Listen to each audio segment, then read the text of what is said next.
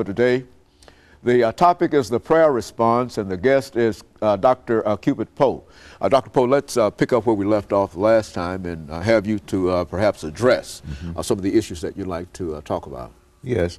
Dr. Haney, there's a real problem in our community today, in our communities and throughout the nation, I think, especially among our young people, I'd say teenagers especially, but also even adults. But the problem is that many of them have not recognized just how important prayer is. And to say prayer is to they've not recognized how important it is to have a relationship with God. Many of them seem to be imitating their peers in terms of the dress, as you know, the sagging, imitating their peers in terms of the use of profanity. There's a real serious lack of respect that's prevalent among many people today, our youth and even many adults.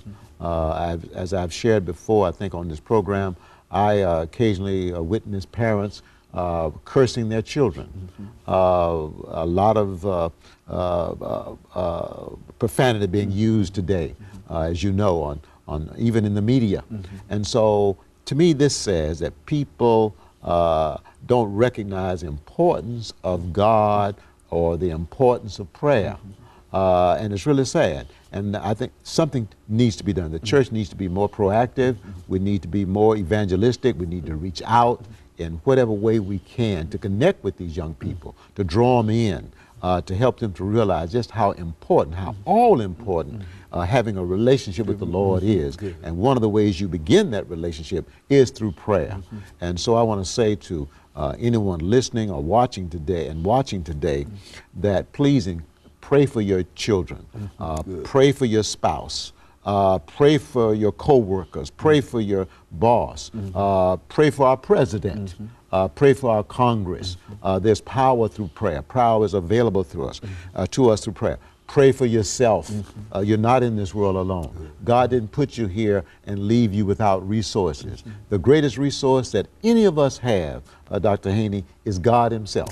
He's available to us. His Spirit is available to us. He's wanting to communicate with us all the time. That is, he's communicating with us, and he wants us to try to communicate with him.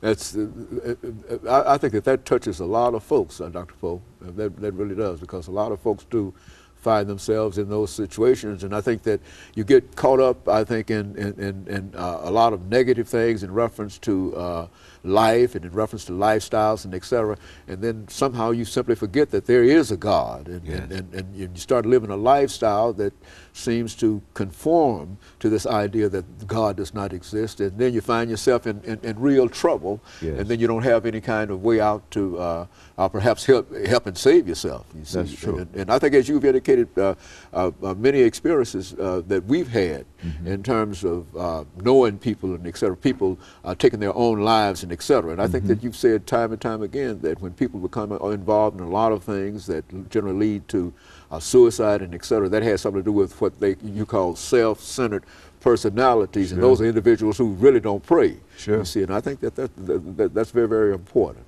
Yes. When persons are not trying to live their lives pleasing to God, Dr. Haney, they open themselves up to the influence of the spirit of fear, which is a kind of a proper way of saying the devil. Or Satan. Satan comes in as he did in the life of Cain, you recall, and as a result of Cain not being willing to do the right thing, Satan pushed him to kill his brother.